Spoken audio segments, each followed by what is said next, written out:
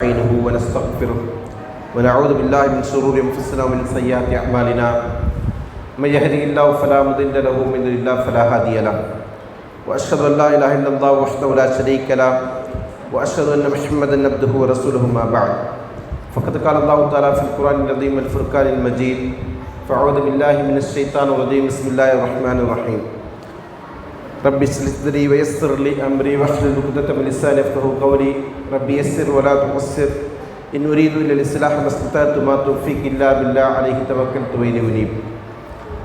அளவில்லா கருணையாளன் நிகரில் அன்புடைய அல்லாஹ்வின் பெயரை கொண்டு ஆரம்பிக்கிறேன்.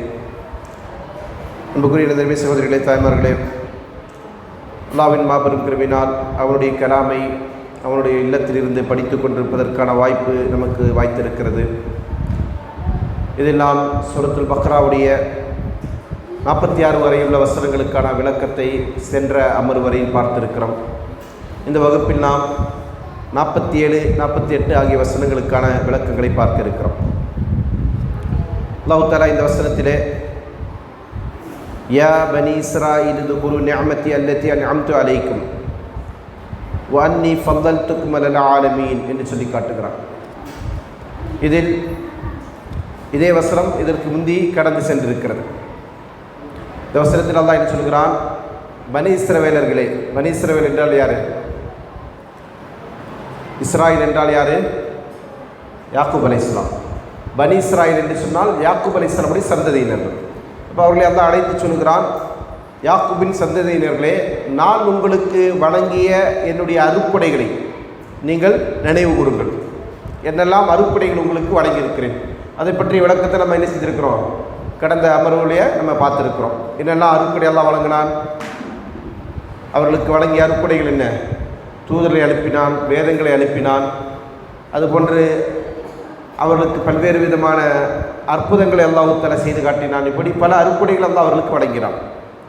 அந்த அருட்கொடைகளை எல்லாம் நீங்கள் நினைத்து பாருங்கள் என்று அல்லாஹ் சொல்லிவிட்டு, உங்களை நான் என்ன செஞ்சிருக்கிறேன்? வன்னி ஃபضلتக்கும் அலல் ஆலமீன், அகிலத்தார் அனைவரையும் விட உங்களை நான் சிறப்பித்தேன் என்கிற செய்தி அல்லாஹ் சொல்லி காட்டுகிறான். அவர்களுக்கு வழங்கிய அருட்கொடைகளை பற்றி அல்லாஹ் தஆலா இதற்கு முந்தைய வசனத்திலே 42வது வசனம் என்று நினைக்கிறேன்,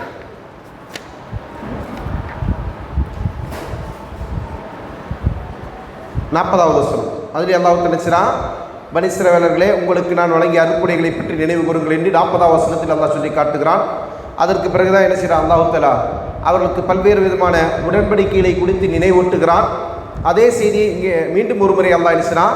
இந்த வசனத்தில், பனி இஸ்ரவேல் சமுதாயமே, உங்களுக்கு நான் வழங்கிய அருட்கொடைகளை நீங்கள் நினைத்து பாருங்கள், நினைவு கூறுங்கள் என்று சொல்லிவிட்டு, உங்களை நான் அகிலத்தாரை விட சிறப்பித்திருந்தேன் என்று அல்லாஹ் தஆலா சொல்லுகிறான். இந்த வசனம் மட்டும்தான் நம்ம அங்கே பார்க்காதது. ஏன்னா அங்கே வந்துடுச்சுன்னா வௌஃபு பியஹதி ஊஃபி பியஹதிக்கும், என்னுடைய வாக்குறுதிகளை நீங்கள் நிறைவேற்றுங்கள், நான் உங்களுக்கு செய்திருக்கிற வாக்குறுதியை நிறைவேற்றுகிறேன். அல்லாஹ் அவரிடத்தில் செய்த வாக்குறுதி என்ன? அல்லாஹ்வுடைய வேதத்தை பின்பற்றி தூதர்களை ஏற்றுக்கொண்டு அவர்கள் வாழ்ந்தால் அவர்களுக்கு சொர்க்கம் தருவதாக. அந்த வாக்குறுதியை நான் நிறைவேற்றுகிறேன் என்று அல்லாஹ் என்ன செய்கிறான்? அவர்களுக்கு சொல்கிறான். இந்த வசனத்தில் அதற்கு மாற்றமாக அல்லாஹ் என்ன சொல்கிறான் அப்படின்னா, நான் உங்களை அகிலத்தார் அனைவரையும் விட சிறப்பித்திருந்தேன். அதாவது பனி இஸ்ரவேல் சமுதாயத்திற்கு அல்லாஹ் கொடுத்திருந்த ஒரு தனித்துவமான சிறப்பு என்னன்னு சொன்னால், ஏனைய சமுதாயங்களை காட்டிலும் அவர்களுக்கு முன்னாடியும் பல சமுதாயங்கள் வாழ்ந்திருக்கிறார்கள். நமக்கு தெரியும், ஆதி சமுதாயம், சமுது சமுதாயம், இப்படி நூஹ் அலைஹிஸ்ஸலாமுடைய சமுதாயம், இப்படி பல சமுதாயங்கள் இந்த உலகத்திலே வாழ்ந்திருக்கிறார்கள். இவர்கள் அனைவருமே ஆதம் அலைஹிஸ்ஸலாமுடைய சந்ததியினர் தான். அப்படி இருக்கக்கூடிய அந்த சமுதாயங்களிலே அல்லாஹ் தஆலா என்ன செஞ்சான்? ஒரு தனித்துவமான ஒரு சிறப்பை யாருக்கு வழங்கினான்? பனி இஸ்ரவேலுக்கு அல்லாஹ் வழங்கினான். அந்த வழங்கியதை அல்லாஹ் தஆலா இந்த வசனத்தில் எடுத்து சொல்கிறான். அப்போ அவர்களுக்கு அல்லாஹ் வழங்கிய தனித்துவமான சிறப்பு என்னன்னு சொன்னால், அதையும் நம்ம என்ன செஞ்சுருக்கிறோம்? போன வகுப்பில் பார்த்துருக்கிறோம். என்ன? நபிமார்களுக்கு பின்னர் நபிமார்கள். நபி ஸல்லல்லாஹு சொன்னாங்க இல்லையா, கானத் பனி இஸ்ராயில் யுஸபிஸுஹுல் அம்பியா,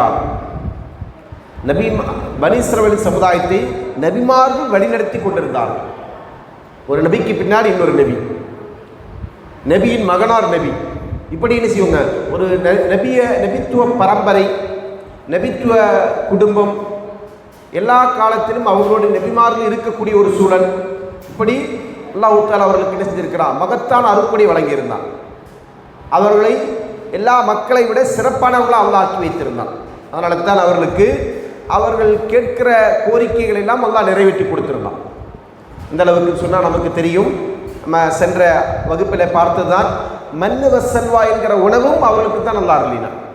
உலகத்தில் வேற எந்த சமுதாயமும் சில உணவை பயிரிடாமல் சமைக்காமல் இப்படி உணவுண்டு வாழ்ந்த ஒரு சமுதாயத்தை நம்ம என்ன செய்ய முடியாது, உலகத்தில் பார்க்க முடியாது. ஆதம் அலைஹிஸ்ஸலாம் அவர்கள் சொர்க்கத்தில் என்ன செஞ்சாங்க, அவர் பயிரிடாமல், அவர் விவசாயம் செய்யாமல், அவர் அறுவடை செய்யாமல், அவர் சமைக்காமல் சாப்பிட்டு வந்தார்.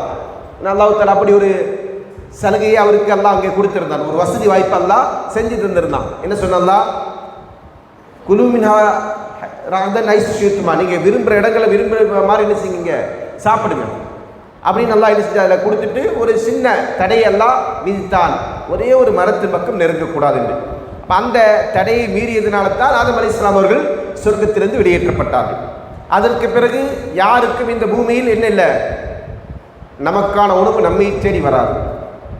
சில அற்புதங்களை தவிர, மரியம் அலைஹிஸ்ஸலாமுடைய அற்புத நிகழ்வு, அதுபோன்று சில சஹாபாக்களுக்கு நேர்ந்திருக்கக்கூடிய சில அற்புதங்கள், முஅஜிஸத்துகள் என்று சொல்லக்கூடிய விஷயங்கள், கராமத்துகள் என்று நடந்திருக்கக்கூடிய சில நிகழ்வுகள், அதை தாண்டி வேறு யாருக்கும் என்ன சில உடைக்காமல் உணவு கிடையாது. ஆனால் அல்லாஹ் தஆலா இந்த சமுதாயத்துக்கு அப்படி உள்ள சிறப்பையும் கொடுத்தான். இப்படி எண்ணற்ற அருட்கொடைகளை பெற்ற ஒரு சமுதாயமாக இவர்கள் இருந்தார்கள். அப்போ இந்த அருட்கொடை என்பது காலாகாலத்திற்குமா என்று கேட்டால் அப்படி இல்லை, அவங்களுக்கு கொடுக்கப்பட்டது. எப்போ, அந்த காலத்தில். இதை குறித்து பெரும்பான்மை முஃபஸ்ஸிர்கள் இந்த கருத்தை தான் சொல்லுகிறார்கள். இமாம் கத்தாதா அவர்கள் சொல்லுகிறார்கள், ஃபதலஹும் அலா ஆலமின் தாலிக ஸமான், அந்த காலகட்டத்தில் அவங்க வாழ்ந்து கொண்டிருக்கிற பனி இஸ்ரவேல் சமுதாயம் இருந்து கொண்டிருக்கிற காலகட்டத்தில் எல்லா மக்களை விட அவர்கள் சிறப்பித்தார்கள், சிறப்பு மிக்கவர்களாக இருந்தார்கள்.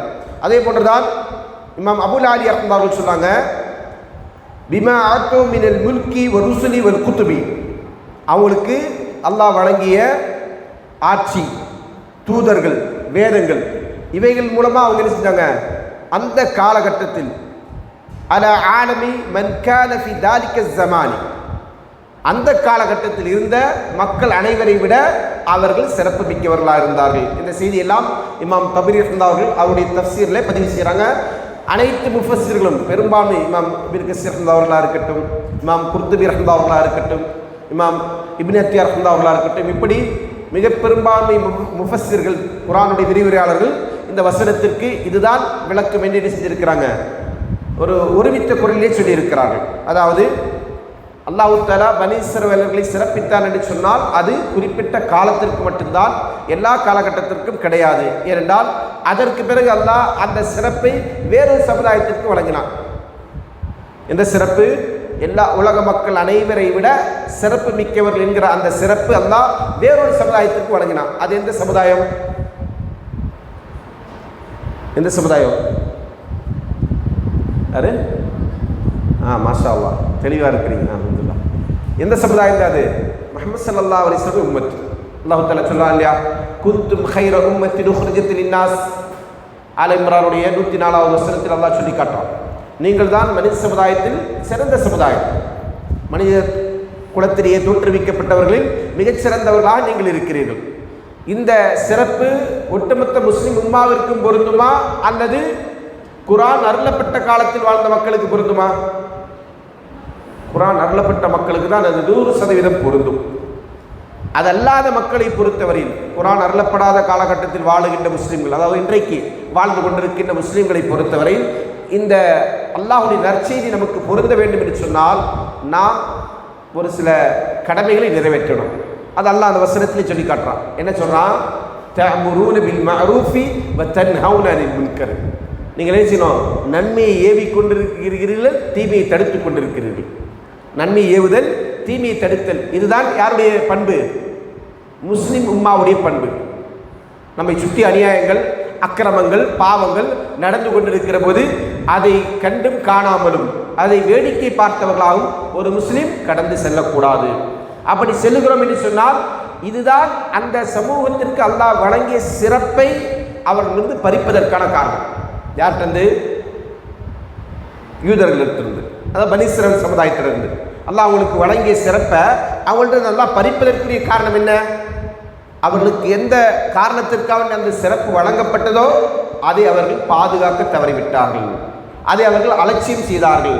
இன்னும் சொல்லப்போனால் அல்லாஹ் தஆலா அவர்களை பற்றி சொல்லும்போது கானூ லா யதனாஹவுன அனில் முன்கரி ஃபஅலூ, அவர்கள் தீமையை தடுக்காதவர்களாக இருந்தார்கள், மேலும் அதை செய்யக்கூடியவர்களாகவும் இருந்தார்கள் என்று அல்லாஹ் சொல்றான். அப்போ அந்த காரணத்தினால அவங்க செஞ்சாங்க, சிறப்பு மிக்கவர்களாக இருந்து மிக கேடுகட்டவர்களாக மாறினார்கள். அப்போ அதே தான் நமக்கும் நம்முடைய உம்மத்தினர்களும் நமக்கெல்லாம் வழங்கி இருக்கக்கூடிய சிறப்பு நபி ஸல்லல்லாஹு அலைஹி வஸல்லம் உம்மத்தினர்கள் என்கிற அடிப்படையில் நாம் சிறந்த சமுதாயம். நபி ஸல்லல்லாஹு அலைஹி வஸல்லம் உம்மத்தினர்கள் என்கிற அடிப்படையில் அல்லாஹ் தஆலா நம்முடைய சமுதாயத்தை குறிப்பாக சஹாபாக்களை உன்னதமானவர்கள் உயர்ந்தவர்கள் என்று அல்லாஹ் அங்கீகரித்திருக்கிறோம். அந்த அங்கீகாரத்திற்கு தகுந்தது மாதிரி அவருடைய வாழ்க்கையும் இருந்திருக்கு. சஹாபாக்கள் யாராவது நன்மை ஏவாமல் இருந்தார்களா, தீமையை தடுக்காமல் இருந்தாங்களா, எந்த அளவுக்கு நெருக்கடிகள் இருந்தாலும் அவங்க நினைச்சிட்டாங்க அந்த பணியை அந்த கடமையை அவர்கள் அலட்சியம் செய்யவில்லை. சொல்ல போனால் அவருடைய வாழ்க்கை அதற்கு அர்ப்பணித்தாங்க. நமக்கெல்லாம் தெரியும், மக்காவில் வாழுகிற காலத்தில் நபி ஸல்லல்லாஹு அலைஹி வஸல்லம் அவர்களும் சரி சஹாபாக்களும் சரி மிக நெருக்கடியான ஒரு வாழ்க்கை வாழ்ந்தார்கள். சொல்லனா துயரத்திற்கும் துன்பத்திற்கும் அவர்கள் ஆளானார்கள்.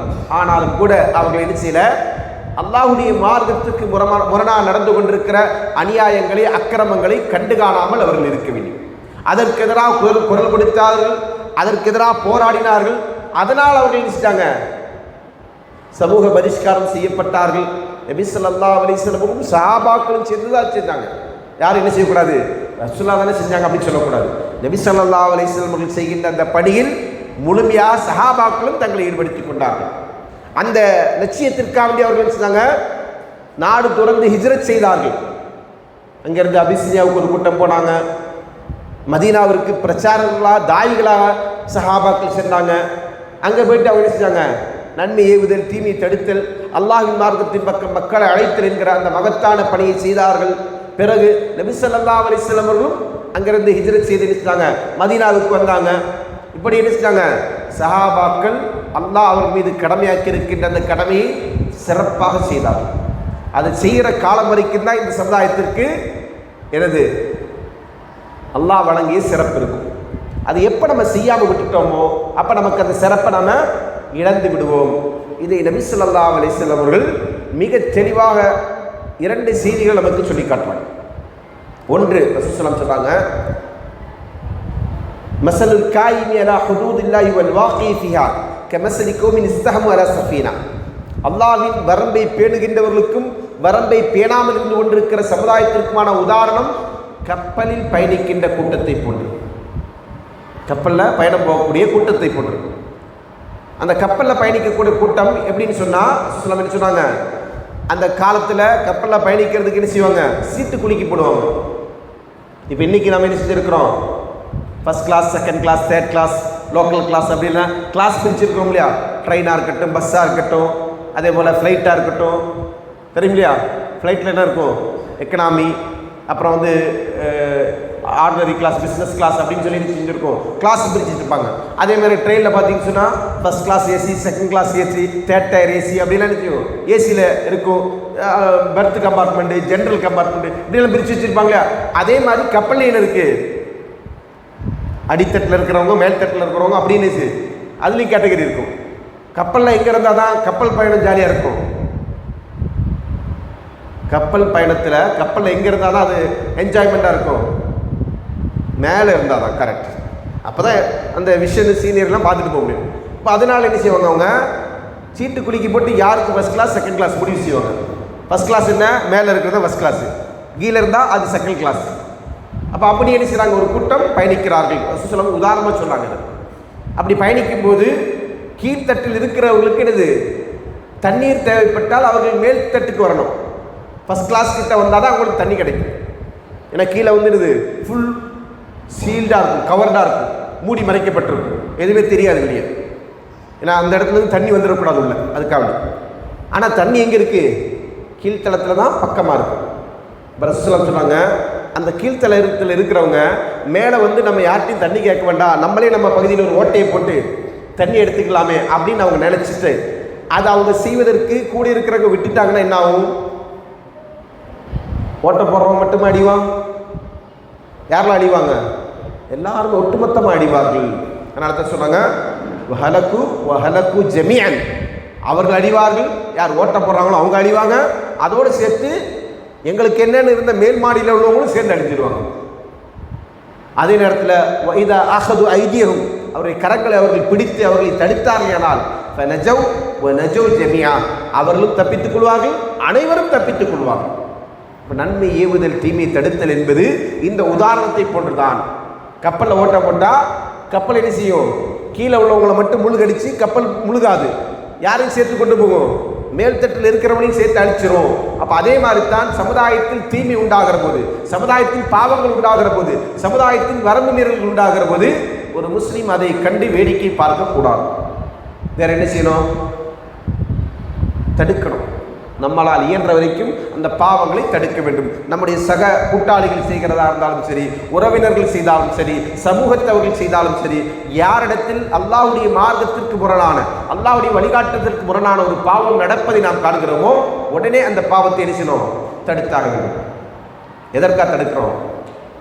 தடுப்பது எதற்காக வேண்டி? அது மொத்த சமுதாயத்தை காப்பாற்றுவதற்காக வேண்டி, நம்மளை காப்பாற்றணும். முதல்ல நாம அடிவிலிருந்து நம்மை காப்பாற்றிக் கொள்ள வேண்டும். அதே போன்று சமுதாயத்தை காப்பாற்ற வேண்டும். இந்த பணியை நம்ம செய்யணும்னு சொன்னால் அல்லாஹ்வின் கோபத்திற்கு நாம் ஆளாகும். அல்லாஹ்வின் கோபத்திற்கும் சாபத்திற்கும் நாம் ஆளாகும். லுஇனல்லதீன பனு இஸ்ராயீல அலா லிசானி தாவூத, அல்லாஹ் சொன்னா நபி தாவூத் அலைஹிஸ்ஸலாமுடைய நாவின் மூலமா பனு இஸ்ராயீல் சமுதாயம் சபிக்கப்பட்டார்கள். யாரா இருந்தவங்க அவங்க? யாரா இருந்தாங்க அவங்க? சிறந்த சமுதாயமாக இருந்தவங்க. பிறகு ஒரு நபியுடைய நாவின் மூலமாக அவங்க செஞ்சாங்க, சபிக்கப்பட்டாங்க. என்ன காரணம்? அவங்க செஞ்ச பாவங்கள், அநியாயங்கள், அக்கிரமம் தான் காரணம் என்பது அல்லாஹ் சொல்லிக்காட்டு. அப்போ சிறப்பு நமக்கு கொடுக்கப்பட்டிருந்தாலும் அது தக்க வைத்துக் கொள்வதற்கான வழிமுறை என்ன? நமக்கு அதனோடு சேர்ந்து என்ன பொறுப்பு கொடுக்கப்பட்டிருக்கு? ஒரு பொறுப்பு நமக்கு கொடுக்கப்பட்டிருக்கு இல்லையா? அல்லாஹ்வின் புறத்திலிருந்து என்ன பொறுப்பு? நன்மை ஏவுதல், தீமையை தடுத்தல். அந்த பொறுப்பை நம்ம நிறைவேற்றும் போதுதான் அல்லாஹ்வின் உதவி நமக்கு இருக்கும். அதனால தான் 2 ஹதீஸ் சொல்லுங்க. ஒரு ஹதீஸ் இப்போது சொல்லி காட்டுது.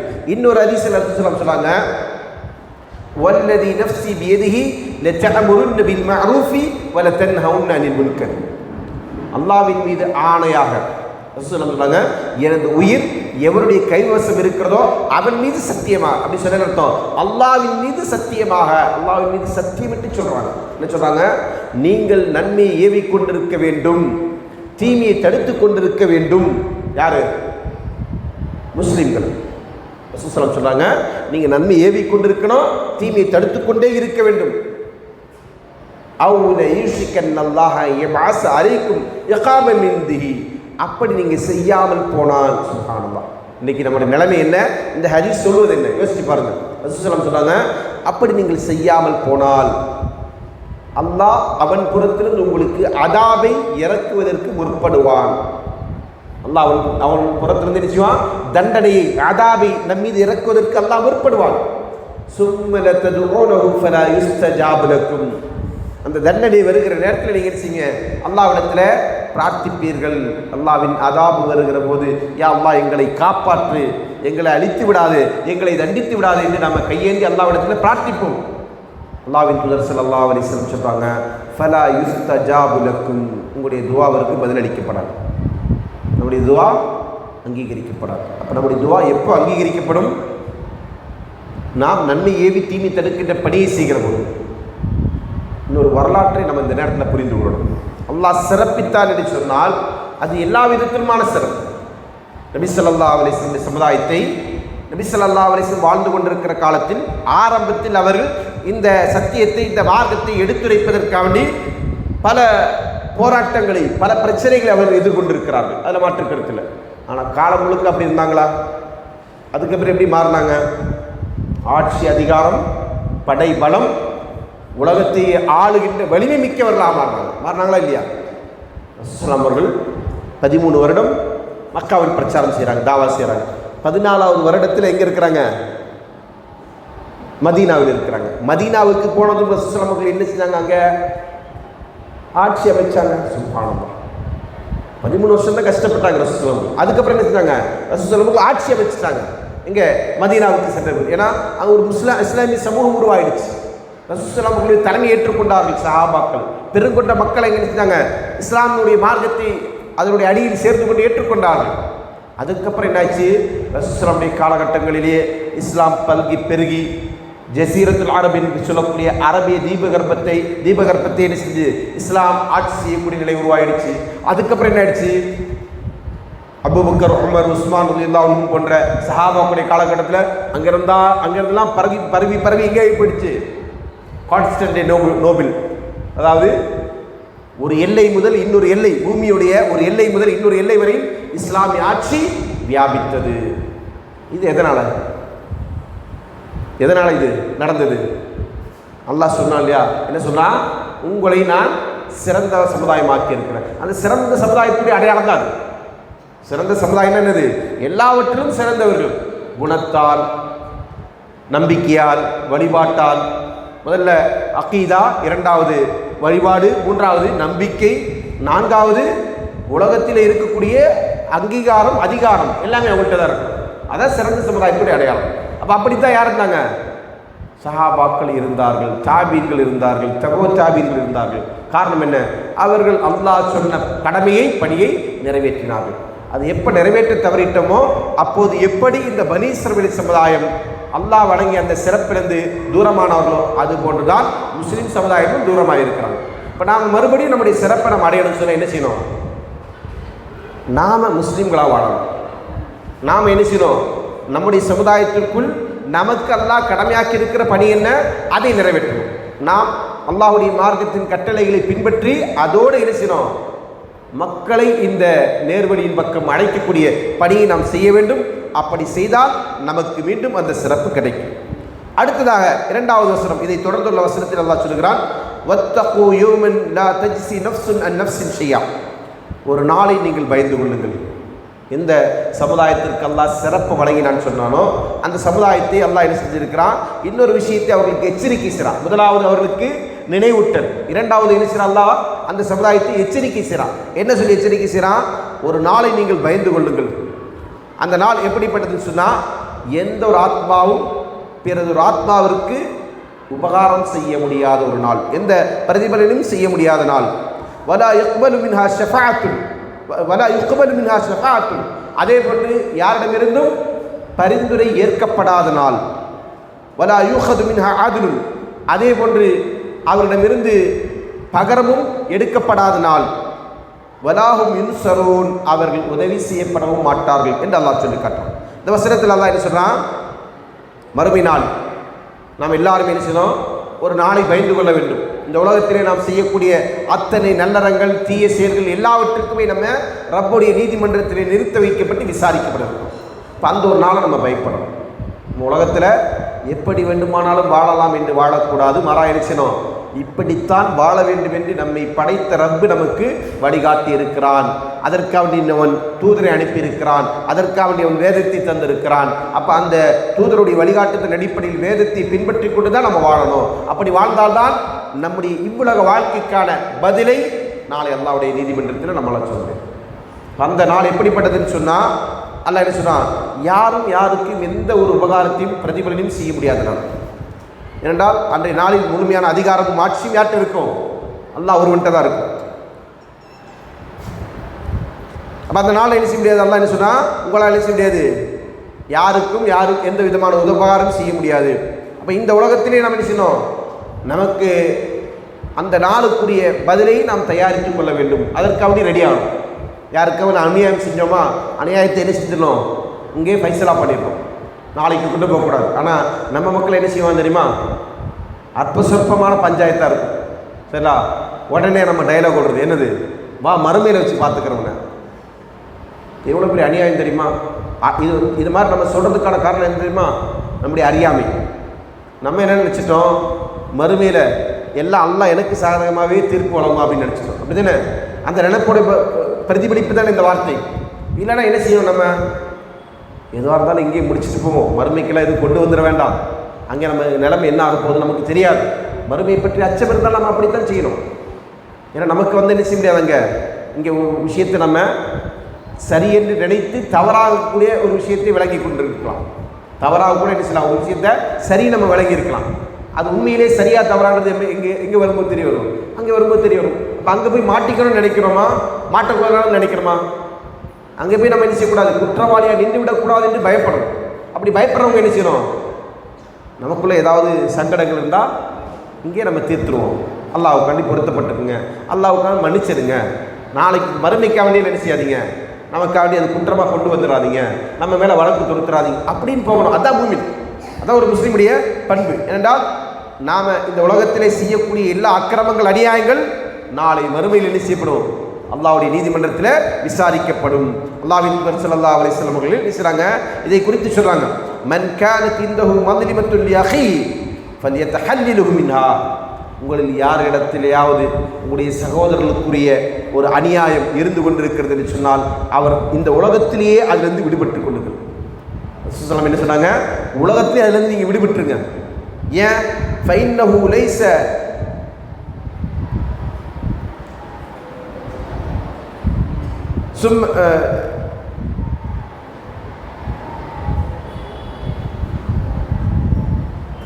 அவர் மறுமையில் என்ன செய்யாது, அவருக்கு என்ன செய்ய முடியாது, எந்த விதமான அசனாத்துகளும் அவருக்கு இருக்காது.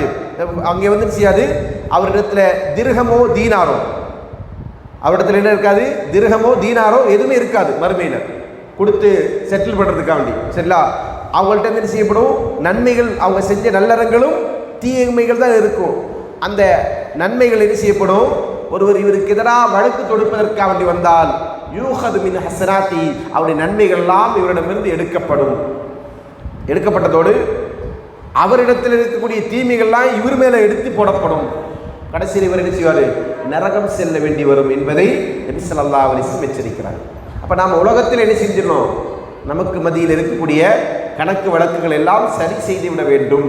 மறுமைக்கு என்ன செய்யக்கூடாது, இழுக்கக்கூடாது, மறுமைக்கு கொண்டு போகிறதுக்கு தயாராகக்கூடாது. உண்மையிலேயே மறுமையை பயப்படக்கூடியவர்கள் இப்படி தான் நடக்கும். அல்லாஹ் பல்வேறு வசனங்களில் இந்த செய்தியை நமக்கு சொல்கிறான். என்ன சொல்கிறான், வத்தகு யௌமன் லா தஜ்ஸி நஃப்ஸுன் அன் நஃப்ஸின் ஷைஆ. எந்த ஒரு ஆத்மாவும் இன்னொரு ஆத்மாவுக்கு சிறிதும் உபகாரம் செய்ய முடியாத ஒரு நாள். இன்னொரு வசனத்தில் அல்லாஹ் சொல்கிறான், வத்தகு யௌமன் துர்ஜஊன ஃபீஹி இலல்லாஹ். இதே அத்தியாயத்துடைய 278 வசனத்தில் அல்லாஹ் சொல்கிறான், நீங்கள் அல்லாஹ்விடத்தில் திரும்பி செல்ல இருக்கின்ற ஒரு நாளை அஞ்சிக் கொள்ளுங்கள். அப்படி ஒரு நாள் ஒன்று இருக்கிறது.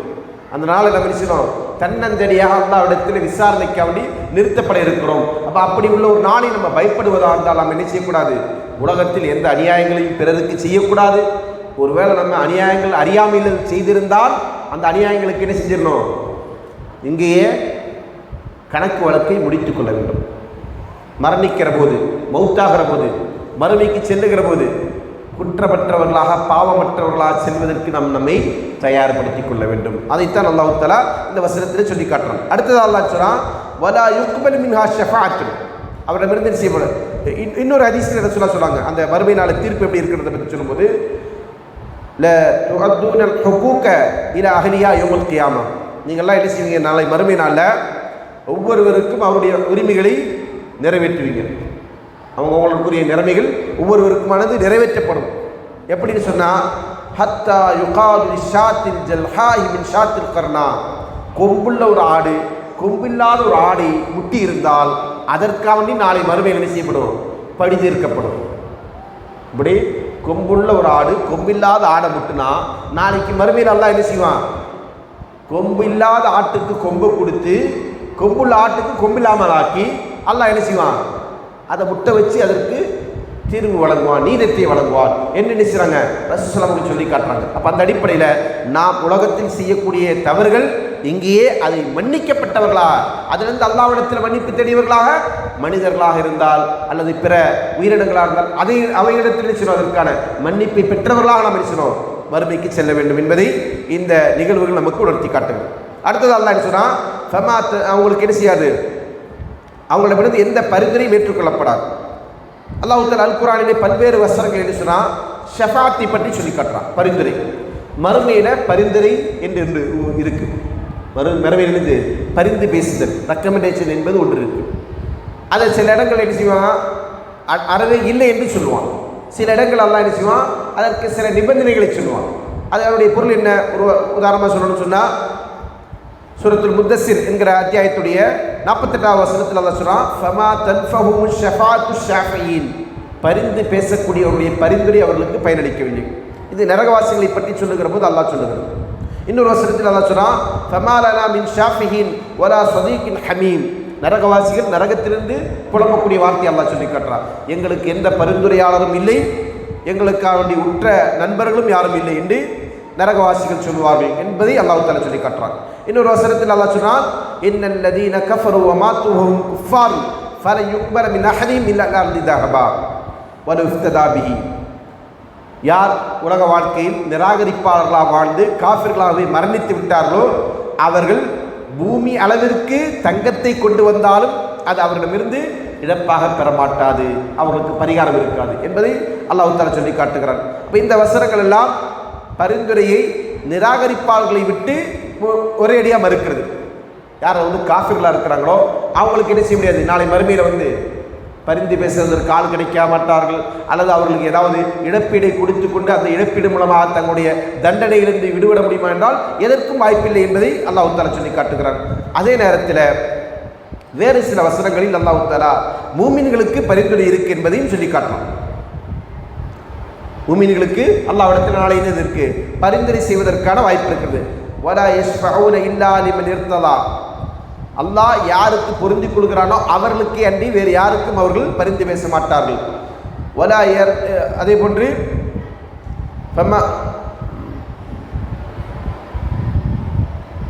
மந்தல்லதி யஷ்ஃபஊ இன்தஹு இல்லா பிஇذنி, அல்லாஹ்வுடைய அனுமதியின்றி யார் தான் அல்லாஹ்விடத்தில் பரிந்து பேச முடியும். அப்போ அல்லாஹ்வுடைய அனுமதி இருந்தால் பரிந்து பேச முடியும். இன்னொன்று அல்லாஹ் யாருக்கு பொருந்தி கொள்கிறானோ அவர்களுக்கு பரிந்து பேச முடியும். இது இன்னொரு வசனத்தில் அல்லாஹ் சொன்னா, வகம்மின் மலக்கின் ஃபிஸ் ஸமாவாத்தி லா துக்னி ஷஃபாஅத்துன் ஷையா, எத்தனையோ மலக்குகள் வானத்தில் இருக்கிறார்கள், ஆனால் அவருடைய பரிந்துரை யாருக்கும் எந்த பலனையும் தராது. இல்லா மின் பஅதி அன் யஅதனல்லாஹு லிமன் யஷா வ யர்லா, எதுவரையில் என்று சொன்னால் அல்லாஹ் அவர்களுக்கு யாருக்கு பரிந்துரை செய்வதற்கு அனுமதி வழங்குகிறானோ அந்த அனுமதி வழங்கி அதே போன்று அல்லாஹ் பொருந்தி கொண்டவர்களுக்கே தவிர. அப்போ இந்த அடிப்படையில் பரிந்துரை கிடைக்க வேண்டும் என்று சொன்னால் அல்லாஹ்விடத்தில் 2 நிபந்தனை இருக்குது. ஒன்று, முஸ்லீமாக இருக்கக்கூடியவங்களுக்கு, முஸ்லீம் அல்லாதவருக்கு அறவே பரிந்துரை இல்லை என்பதை அல்லாஹ் தெரிவிச்சுட்டான், மறுத்துட்டான். யாருமே அல்லாஹ்விடத்தில் செய்ய முடியாது, பரிந்து பேச முடியாது என்பதை அல்லாஹ் தஆலா பல்வேறு வசனங்களை சொல்லி காட்டியிருக்கிறான். இது நம்ம வசனம் எண்களெல்லாம் சொல்லாமல் விட்டுருக்கிறோம். சூரத்துல் பக்ராவில், முத்தஸ்ஸிரில், அதே போன்று சூரத்துல் நஜ்ம் என்கிற அத்தியாயத்தில், இப்படி பல அத்தியாயங்கள் அல்லாஹ் என்ன செஞ்சிருக்கிறான். நிராகரிப்பாளர்களுக்கு அல்லாஹ்விடத்தில் பரிந்து பேசக்கூடியவர்கள் யாருமே இல்லை. அதே நேரத்தில் மூமின்களாக இருக்கக்கூடியவர்கள், அதாவது அல்லாஹ்வையும் மறுமை நாளையும் தூதர்களையும் நம்பிக்கை கொண்டு அதன் அடிப்படையில் அமல் செய்து வாழ்ந்து மரணித்தவர்கள் உலக வாழ்க்கையில் சில தவறுகள் செய்திருப்பார்கள். அந்த தவறுகளிலிருந்து அவர்களுக்கு என்னது, நாளை மறுமையில் சொர்க்கம் செல்வதற்கு என்ன தேவை இருக்கு, பரிந்துரை தேவை இருக்கு. பரிந்துரையில் பல வகை இருக்கு. நபி ஸல்லல்லாஹு அலைஹி வஸல்லம் செய்யக்கூடிய பரிந்துரை இருக்கிறது. ரசூல் ஸல்லல்லாஹு அலைஹி வஸல்லம் பல கட்டங்களில் பரிந்துரை பேசுவார்கள். மஹ்ஷருடைய மைதானத்தில் பரிந்துரை பேசுவார்கள். அதே போன்று அமல்கள் சமமாக இருக்கக்கூடியவர்கள் சொர்க்கம் செல்வதற்காக வேண்டி பரிந்துரை பேசுவார்கள். முஸ்லிம்களில் இருக்கக்கூடியவர்கள் நரகத்திற்கு சென்றதற்கு பிறகு தண்டனை அனுபவித்துக் கொண்டிருக்கக்கூடியவர்களுக்காக வேண்டி தண்டனையிலிருந்து விடுவிப்பதற்காக வேண்டி பரிந்துரை பேசுவார்கள். இப்படி பல பரிந்துரைகள் இருக்கு. அப்போ இந்த பரிந்துரைகள் எல்லாம் மூமின்களுக்கு மட்டும்தான் கிடைக்கும். அது எப்போ கிடைக்கும், 2 நிபந்தனை பூர்த்தியாகிற போது. ஒன்று என்ன, அல்லாஹ் அவர்களை பொருந்தி கொள்ள வேண்டும். இன்னொன்று, அல்லாஹ் அதற்கு அனுமதி கொடுக்க வேண்டும். யார் பரிந்து பேசுகிறாங்களோ அவர்களுக்கு அல்லாஹ் பரிந்து பேசி என்று அனுமதி தரணும். யாருக்காக வேண்டி பரிந்து பேசப்படுகிறதோ அவர்களை அல்லாஹ் பொருந்தி கொள்ள வேண்டும். அல்லாஹ்வுடைய பொருத்தம் கிடைத்தால் மட்டும்தான் பரிந்துரை நமக்கு கிடைக்கும். அல்லாஹ் யாரை பொருந்தி கொள்ளலையோ அவங்களுக்கு பரிந்துரை கிடைக்குமா என்றால் அதுவும் இல்லை. இப்போ இந்த அடிப்படையில் என்ன சொன்னோம், பரிந்துரை என்பது நாளை மறுமையில் இருக்கிறது. ஆனாலும் அது என்னது, எல்லோருக்கும் கிடைக்கக்கூடியது அல்ல. நிச்சயம் நிராகரிப்பார்களுக்கு அது இல்லை என்பதை அல்லாஹ் தஆலா சொல்லி காட்டுறான். அதற்கு அடுத்தபடி என்ன சொன்னால், வலா யூஹது மின்ஹா ஆதுல், அவரிடமிருந்து பகரமும் ஏற்றுக்கொள்ளப்படாது. ஒருத்தர் இந்த உலகத்தில் வாழ்ந்த வாழ்க்கை என்ன செய்கிறாரு, வாழ்க்கையில் பல கோடிகளை சம்பாதித்து லட்சாதிபதியாக கோடீஸ்வரனாக இருக்கிறார். நாளை மறுமையில் வரும்போது, அல்லாஹ் என் சொத்துக்கள் எல்லாத்தையும் எடுத்துக்கோ, எனக்கு நரகத்திலிருந்து விடுதலை தா என்று சொன்னால் அல்லாஹ் தந்துருவானா, தரமாட்டான். இந்த அளவுக்கு சொன்னால் ரசூல் ஸல்லல்லாஹு அலைஹி வஸல்லம் சொல்கிறாங்க, மறுமையில் ஒரு அடியானை அல்லாஹ் அழைத்து விசாரிப்பான். விசாரிக்கும் போது அல்லாஹ் அவன்கிட்ட கேட்குறான், இந்த பூமி முழுக்க உன்னுடையதாக இருந்தால், சொத்தாக இருந்தால் அதையெல்லாம் இழப்பீடாக கொடுத்து நீ இன்னைக்கு இந்த நரகத்திலிருந்து விடுவிப்பதற்கு உன்னை கேட்டுக்கொண்டால் அது செய்வியா அப்படின்னு கேட்கும்போது அவன் என்ன சொல்லுவான்? நல்லா நான் செய்கிறேன்னு என்ன சொல்லுவான்? யோசிச்சு பாருங்க, ஒருத்தர் மரணிச்சிட்டார், மௌத்தாவியோட ஒருவர் இந்த உலகத்துக்கு திரும்ப வர முடியுமா? அவர் இந்த உலகத்தில் ஒரு கோடீஸ்வரனாக இருக்கிறார். அந்த கோடிகளை செலவழித்து திரும்ப வர வேண்டும் என்று அவருக்கு வாய்ப்பு கிடைத்தால் என்ன செய்வார்? அதை செய்வார். ஆனால் அப்படி ஒரு வாய்ப்பு இருக்கான்னு கேட்டால் கிடையாது. மறுமையிலும் அது போன்று தான் நிலைமை. அப்போ அந்த ஒரு அடியான இடத்துல அல்லாஹ் கேட்குறான், பூமி முழுக்க உன்னுடைய சொத்து, இப்போ நீ அந்த பூமியை முழுக்க உன்னுடைய மொத்த சொத்தையும் பிடித்து கொண்டு உன்னை இந்த நரகத்திலிருந்து விடுவிப்பதற்கு முயற்சிக்க முடியும் என்றிருந்தால் அதை செய்வியா மாட்டியான்னு கேட்கும்போது அல்லா இடத்துல அந்த அடியா நினைச்சுறான், நிச்சயமா செய்யறேன் அல்லா அப்படின்னு. அப்போ அல்லாஹ் சொல்றான், நான் உன்னை நீ பூமியில் இருக்கும்போது இதை விட அற்பமான ஒன்றை தான் உன்கிட்ட கேட்டேன். என்ன கேட்டான்? அல்லாஹ்வுக்கு இணை கற்பிக்க கூடாது என்று சொன்னான். அல்லாஹ்வை மட்டும் வணங்கி வாழணும்னு சொன்னான். அது நீ செய்யலையே அப்படின்னு சொல்லி அல்லாஹ் என்ன செய்வான்? அந்த பாவியை நரகத்தில் அனுப்புவார் என்பதை நபி ஸல்லல்லாஹு அலைஹி வஸல்லம் சொல்லிக்காட்டு. அப்போ இவ்வளோ இந்த உலகம் முழுக்க நமக்கு சொத்தாக இருந்தாலும் நம்ம அதை கொடுத்து கொண்டு விடுவிப்பதற்கு வாய்ப்பு இருக்கிறதா என்று தேடக்கூடிய ஒரு இடம்தான் மறுமை, அங்கே இருக்கக்கூடிய நரகம் என்பதைத்தான் அல்லாஹ் தஆலா என்ன செய்றான் இந்த வசனத்தில் சொல்லி காட்டுகிறான். அடுத்தபடியாக என்ன செய்றான்? வலாஹி யுன்ஸரூன், அவர்கள் உதவி செய்யப்படவும் மாட்டார்கள். அப்படின்னு என்ன அர்த்தம்? அங்கே அவங்களுக்கு உதவி செய்யறதுக்கு யாருமே வரமாட்டாங்க. யாரும் வருவாங்களா? எந்த அளவுக்கு சொன்னால், மறுமையின் நிலை எந்த அளவுக்கு பயங்கரமானது என்று கேட்டால், அங்கே ஒவ்வொருவரும் என்ன செய்வார்? தன்னை பாதுகாத்துக்கு தான் ஆசைப்படுவாங்க. அதனால ரசூலுல்லாஹ் சொன்னாங்க, அல்லாஹ் தஆலா குர்ஆன்ல சொன்னாங்க, யௌம யஃபிருல் மர்உ மின் அஹீ வ உம்மிஹி வ அபீ வ ஸாஹிபத்திஹி வ பனீ. அன்றைய நாளில் ஒரு மனிதன் அவனுடைய சகோதரனை விட்டு விரண்டு விடுவான், அவருடைய தாய் விட்டு விரண்டு விடுவான், அவருடைய மனைவி விட்டு விரண்டு விடுவான். அப்படிப்பட்ட ஒரு நாள். அன்னை ஆயிஷா ரலியல்லாஹு ரசூலுல்லாஹ் கேட்குறான், யா ரசூலுல்லாஹ், நாளை மறுமையில் உங்களுடைய குடும்பத்தாரை ஏதாவது மனைவியாக எங்களை நீங்கள் நினச்சி பார்ப்பீங்களான்னு கேட்குறாங்க. ரசூலுல்லாஹ் சொல்கிறாங்க, 3 இடங்களில் யாரும் யாரை குறித்தும் நினைத்து பார்க்க மாட்டார்கள். சுப்ஹானல்லாஹ். 3 இடத்துல யாரும் யாரை பற்றி நினச்சி பார்க்க மாட்டாங்க. ஏன்னா அந்த மறுமையின் நிலை அவ்வளோ அதிபயங்கரமானது. என்ன நினைச்சாங்க? விசாரணையின் போது யாருக்கு வலது கரத்தில் ஏடு தரப்படுகிறதா இடது கரத்தில் தரப்படுகிறதா என்பதை தெரியாத வரையிலும் என்ன செய்ய மாட்டாங்க, யாரும் யாரை குறித்து நினச்சி பார்க்க மாட்டாங்க. அதே மாதிரி பாலத்தை கடக்கிற போது அங்கே யாரும் என்ன செய்ய மாட்டாங்க, யாரும் யாரை குறித்தும் நினச்சி பார்க்க மாட்டாங்க. அப்படி என்ன செய்வாங்க? ரசூலுல்லாஹ் அவர்கள் 3 இடங்களை, இன்னொரு இடத்தையும் சொல்லுவாங்க, நினைவுக்கு வரல, அப்படி 3 இடங்களை என்ன செய்வாங்க, யாரும் யாரை குறித்தும் நினைத்து பார்க்க மாட்டார்கள் என்று அன்னை ஆயிஷா ரலியல்லாஹு அன்ஹா ரசூலுல்லாஹ் சொல்லுவாங்க. அப்படிப்பட்ட ஒரு நாள் அங்கே நமக்கு உதவி செய்வதற்கு யாரும் வரமாட்டார்கள். எது நமக்கு உதவியாக இருக்கும்? நாம் உலகத்தில் வாழும்போது நாம் சம்பாதிக்கக்கூடிய நன்மைகள், நல்லறங்கள், அல்லாஹுடைய தீனை பின்பற்றி கொண்டு தீனின் அடிப்படையில் நாம் இந்த உலகத்தில் வாழ்ந்து என்ன அமலை செய்தோமோ அதுதான் நமக்கு நாளை மறுமையில் பயனுள்ளதாக இருக்கும் என்பதை பனி இஸ்ரவேலுக்கு அல்லாஹ் சொல்லி காட்டுகிறான். அது நமக்குமான பாடம் என்பதை இந்த வசனத்தில் நாம் புரிந்து கொண்டு அந்த பாடத்தை நம்முடைய வாழ்க்கையில் பின்பற்றி கொண்டு வாழக்கூடிய நன்மக்களாக நாம் வாழ்வோம். அல்லாஹ் தஆலா நம்ம அனைவருக்கும் அதற்குரிய நல்ல தௌஃபீக்கை வழங்கட்டும் என்று கூறி யோசிக்கிறேன். இதைத் தொடர்ந்து அல்லாஹ் தஆலா ஃபிரௌனுடைய கூட்டத்தாரை பற்றிய செய்திகளை சொல்லலாம். இந்த இதுவரையிலும் உள்ள உரை, ஏற்கனவே உள்ள உரையுடைய தொடர்ச்சி, இதிலிருந்து வேறொரு செய்தியை நோக்கி, அதாவது வேறொரு வரலாற்றை நமக்கு என்ன செய்ய அல்லாஹ் தஆலா இந்த வசனத்தை தொடர்ந்துள்ள வசனங்களில் சொல்ல இருக்கிறான். அதனால் நம்ம இன்ஷா அல்லாஹ் அந்த செய்திகளை குறித்த விளக்கங்களை அடுத்த அமர்விலே பார்க்க இருக்கிறோம். எனவே நாம் அறிந்து கொண்ட விஷயங்களை நம்முடைய வாழ்க்கையிலே கடைபிடித்து கொண்டு வாழ்ந்து அல்லாஹ்வுடைய பொருத்தத்தையும் அவனுடைய மன்னிப்பையும் இந்த உலகத்தில் பெற்றவர்களாக மறுமையை நோக்கி பயணத்தை அமைத்துக் கொள்வோம். வல்ல ரஹ்மான் நம் அனைவருக்கும் அதற்குரிய தௌஃபீக்கினை வழங்கட்டும் என்று கூறி நிறுத்துகிறேன். வாஹிர் அல்ஹம்துலில்லாஹி ரப்பில் ஆலமீன். அஸ்ஸலாமு அலைக்கும் வரஹ்மத்துல்லாஹி வபரகாத்துஹு.